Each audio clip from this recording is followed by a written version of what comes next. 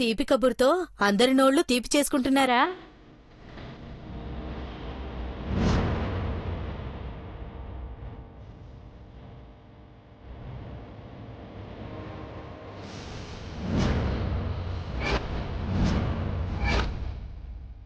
తీపి కబురేంటి రంగమ్మా?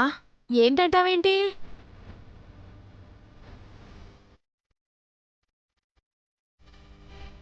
ఈ ఇంటికి వారసుడు రాబోతున్నాడు కదా.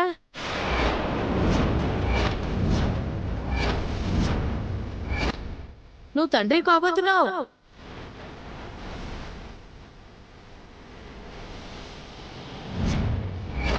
ఊళ్ళోనేమో ఉత్సవాలు, ఇంట్లోనేమో పండగ.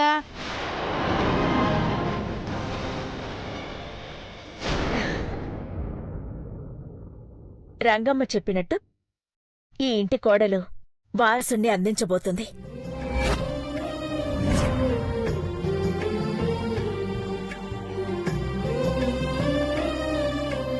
ఆ సంతోషంలో ఎన్నిసార్లు మా నోరు తీపి చేసుకున్నా తక్కువే. ఇంటికి వారసుడు వస్తున్నాడు కదా, చాలా జాగ్రత్తలు తీసుకోవాలి. అది చెప్దామనే వచ్చాను.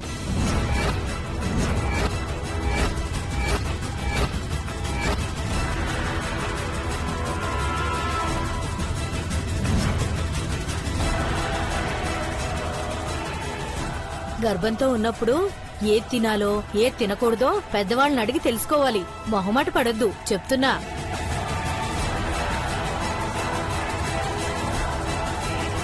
మునగాకు, బొప్పాయి పళ్ళు అస్సలు తినకూడదు. ఇంట్లో కవి తీసుకురారు, తెచ్చినా మేం తినమవ్వా. అదే చెప్తున్నాను, మన జాగ్రత్తలు మనమే తీసుకోవాలి. బిడ్డ బాగా పెరగాలని కసరాకు తీసుకొచ్చాను. దీన్ని రాత్రి ఉడికించి ఆ నీళ్లు తాగించండి. తీసుకోమ్మా.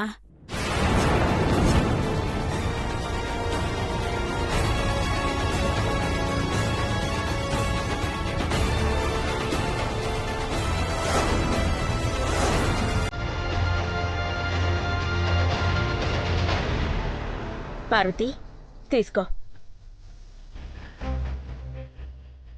అమ్మగారు, నువ్వైతే రంగమ్మ చెప్పినట్టు మర్చిపోకుండా జాగ్రత్తలు తీసుకుంటావు.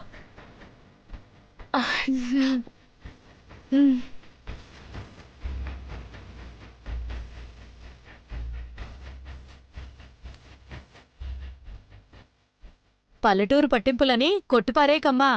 చిన్నబాబుకి పెద్దబాబుకి నేనే పొరుడు పోశాను, మళ్ళీ నేనే పొరుడు పోయాలి.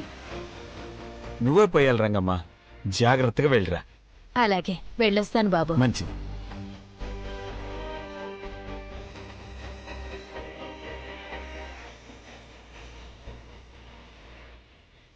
ఈవిడ హస్తవాసి మంచిది. ఐశ్వర్య డెలివరీ ఈ ఊళ్ళోనే చేయిద్దాం.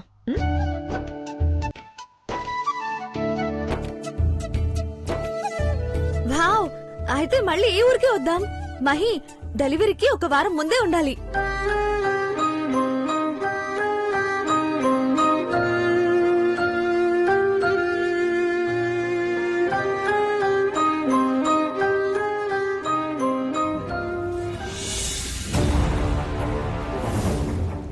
ఇంట్లో పండగలు పబ్బాలు చూడ్డానికి మనం వచ్చింది.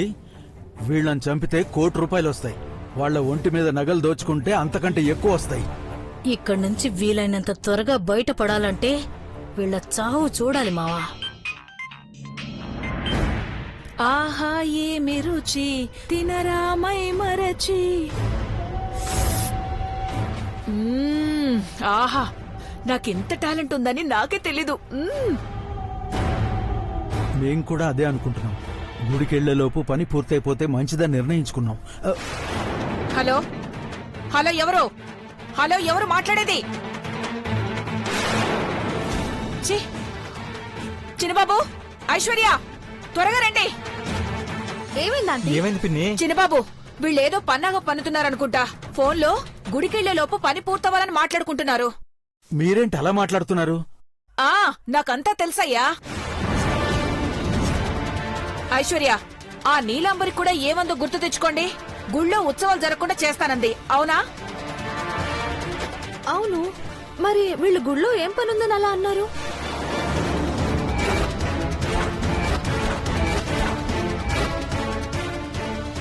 అమ్మా, మీరు మమ్మల్ని అనుమానించేలా ఉంటే ఇంత విషం కలిపి ఇవ్వద్దమ్మా, అందరం కలిసి తాగి చచ్చిపోతాం. అవునమ్మా, ఇంత చేసి చెడ్డ పేరు తెచ్చుకున్నట్టయింది.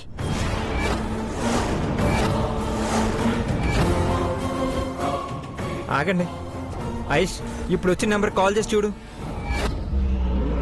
కరెక్షన్ బాబు. నీలాంబరి నాకు ఫోన్ చేసిన నంబర్ చెక్ చేసి పోల్చి చూద్దాం. చూడండి.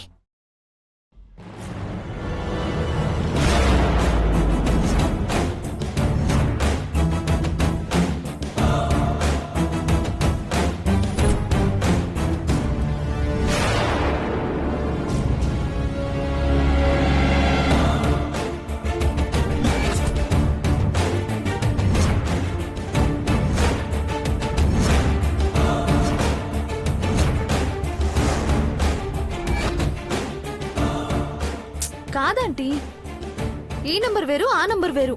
ఒకసారి కాల్ చేసి చూడు.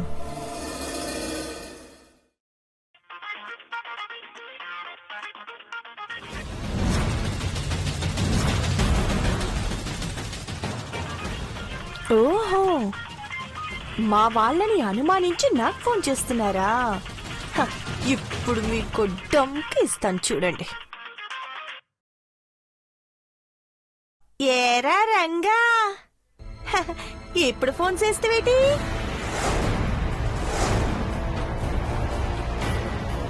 గుళ్ళో పనులు పూర్తి చేసుకుని వచ్చేయండి. ఇగో ఇట ఇంకో ఈరభద్ర స్వామికి ఈలైతే తల నీళ్ళిచ్చిరా.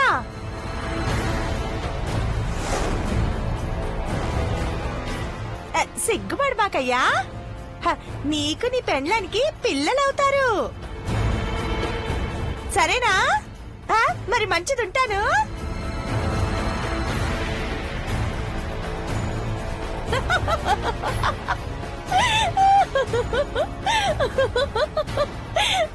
అయ్యో,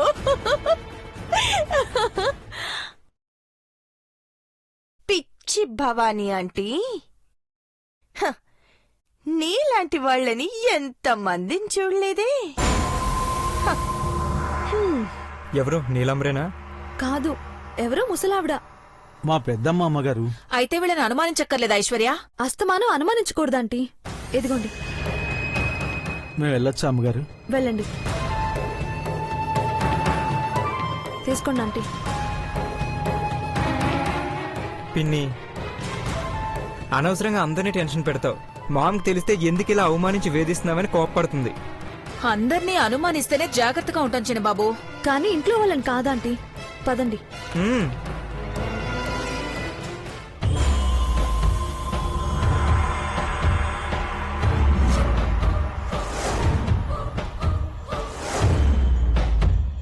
బతికించావు నీలాంబరి. నీ ఆవేశంతో ఏదైనా మాట్లాడుంటే వీళ్లు మమ్మల్ని చంపేసేవాళ్లు.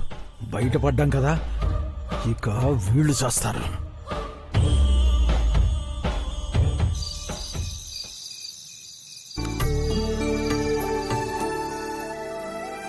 నమస్కారం అమ్మా. నమస్తే. నమస్తే. ఆలస్యమైనందుకు క్షమించాలి. పర్వాలేదు, అర్ధరాత్రైనా మీకోసం వెయిట్ చేస్తాను. అమ్మా, వంశపారంపర్యంగా వస్తున్న నగలివి. మీ తాతగారు మహేంద్ర భూపతి రాజావారు చేయించినవి. మీరు చెప్పినట్లుగానే సరిచేయించి తీసుకొచ్చామమ్మా.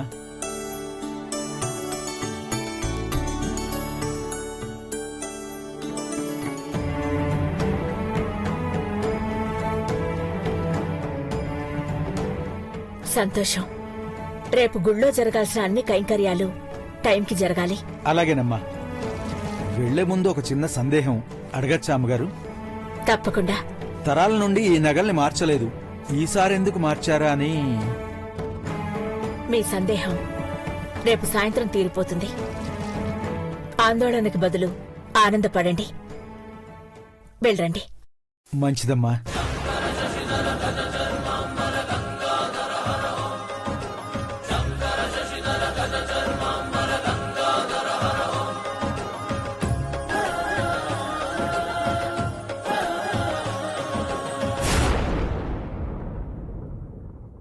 అఖిల,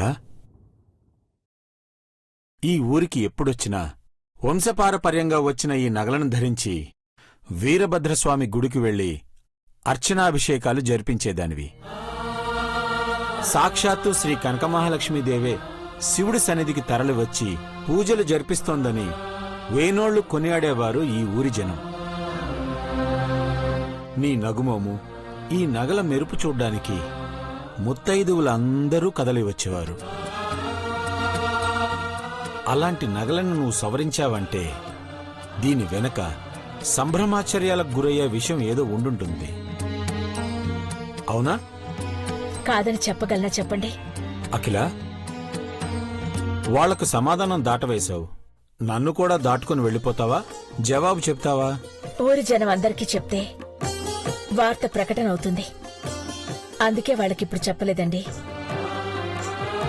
మీకెందుకు చెప్పను? ఖచ్చితంగా చెప్తాను. మనిషి మారితే వాళ్ళకి తగ్గట్టుగా ఈ నగలుండాలని మార్పులు చేయించాను. నువ్వు కాకుండా ఈ నగలు ఇంకెవరు వేసుకుంటారు? వేసుకునే అధికారం పెద్ద కోడలికి ఉంది కదండి. అంటే అఖిల, అవునండి, పార్వతి కోసమే.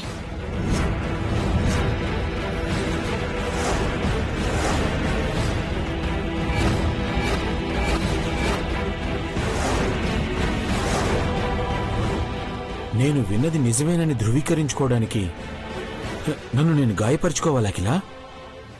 అవసరం లేదండి. ఇది పచ్చి నిజమని నొప్పితో ఒప్పుకోవడం ఎందుకు? మీరు విన్నది అక్షర సత్యం.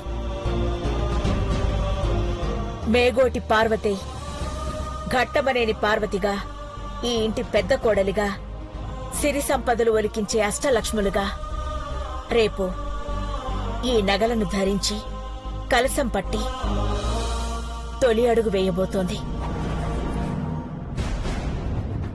పెద్ద కొడుకు ధర్మపత్ని పార్వతి అని కళ్లార్పకుండా చూసే జనం దారి పొడవునా ఉంటారు.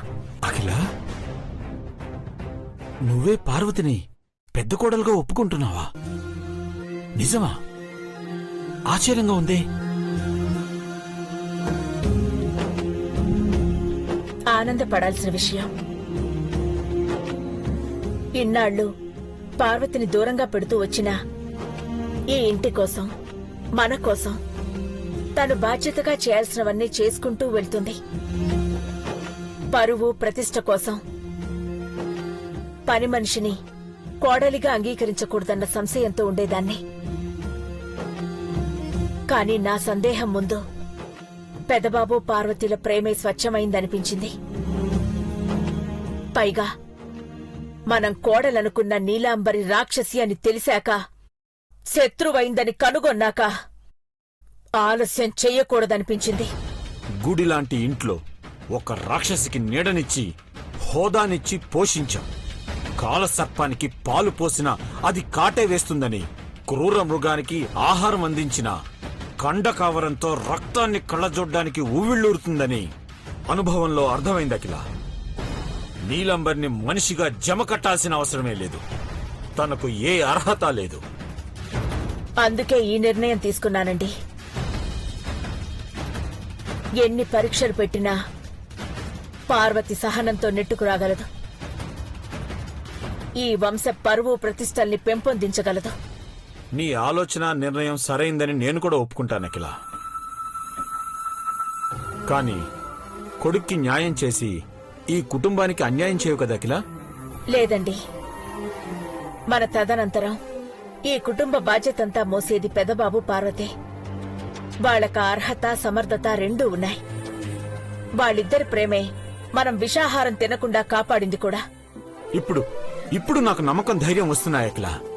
ఈ వార్తనే రేపందరి ముందు చెప్తానండి. పార్వతి పెద్ద కోడలి స్థాయిలో రావాలని ఈ నగల్ని మార్పించాను. పెదబాబు పార్వతికి స్వీట్ సర్ప్రైజ్ ఇవ్వాలి అఖిల. పద.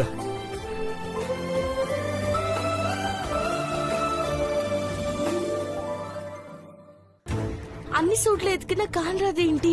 ఎవరు తీసుంటారు? సిన్నమ్మాయి గారు అడిగినా తీసుకోరు. పెదబాబు గారు మంగం ఇచ్చిన మూటేదని అడిగితే ఏం చెప్పాలి? వెళ్ళి పెదబాబు గారితో మాట్లాడాలి. పెదబాబు గారు, అయ్యో పెద్దబాబు గారు మీరేం చేస్తున్నారు? శ్రీమతి గారు వచ్చారా? రండి. అదేంటట్ట మాట్లాడుతున్నారు గారు సారు అని? ప్రతిరోజు నువ్వు చేసే పనులు నేను చేస్తే తప్పేముంది? ఈ రోజు నువ్వు మేడంవి, నేను సర్వెంట్ని. నేను సేవ చేస్తాను, ఓకేనా?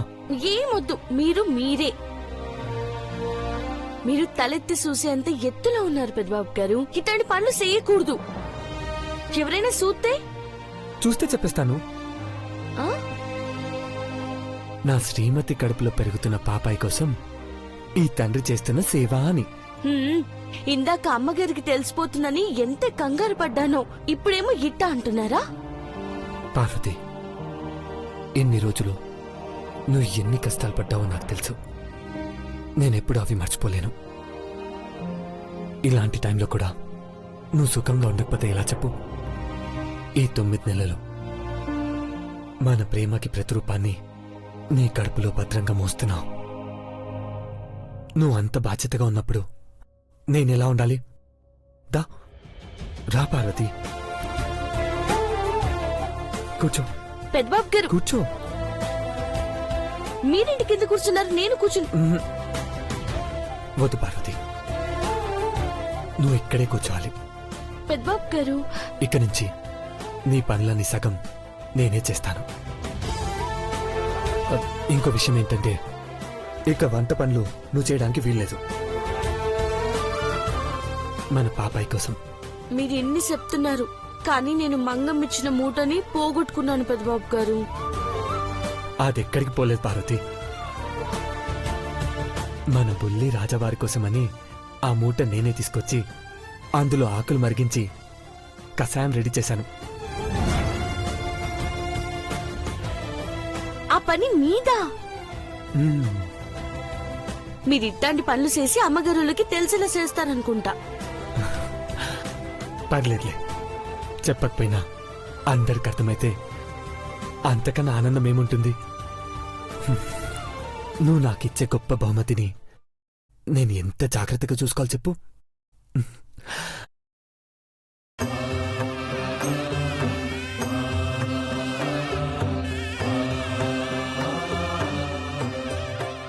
నాన్న అనే పిలుపు కోసం ఎదురు చూస్తున్నాను పార్వతి.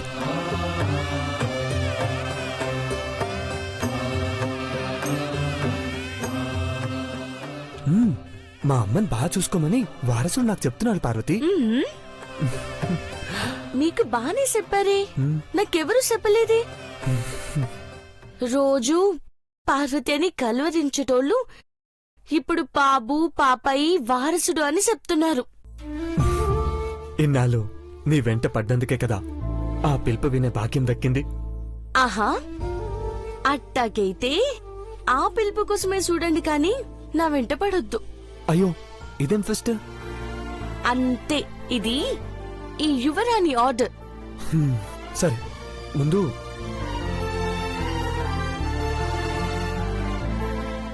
ఈ కషాయం తాగండి యువరాణి గారు. ఇంతనా? తాగాల్సిందే. కషాయం చాలా చేదుగా ఉంటది పెద్దబాబు గారు, వికారంగా కూడా ఉంటది, తట్టుకోవడం కష్టం. హలో, నాకు నువ్వు ఎన్నిసార్లు కషాయం తాగించలేదు? బదులు తీర్చుకుంటున్నాను శ్రీవారు. ప్రేమకు బదులుగా బహుమతి నువ్వు ఇచ్చినప్పుడు ఈ బదులు తప్పదు.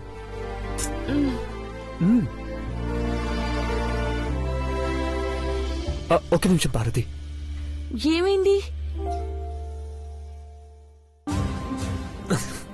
అబ్బా, పర్మ చేతిగా ఉంది, ఒక్క చుక్క కూడా తాగలేం. వదిలి పార్వతి, పక్కన పెట్టేద్దాం. ఇటు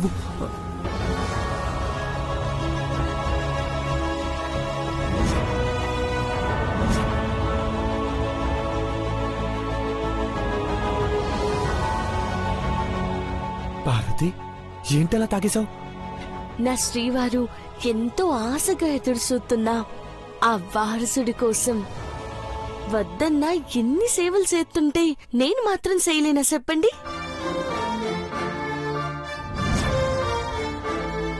అంత చేతిగా ఉంది కదా పార్వతి, ఎలా తాగావు?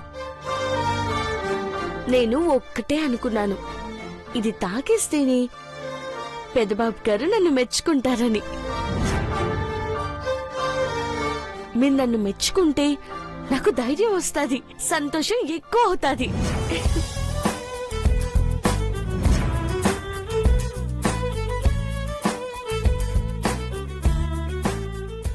ఏడలేని ప్రేమ మీ కాడే ఉందేమో అనిపిస్తుంది. ఆ క్షణం కోసం ఏమైనా చేస్తాను పెద్దబాబు గారు. ఇదేంటి, విషమైనా గడగడ తాకిస్తాను.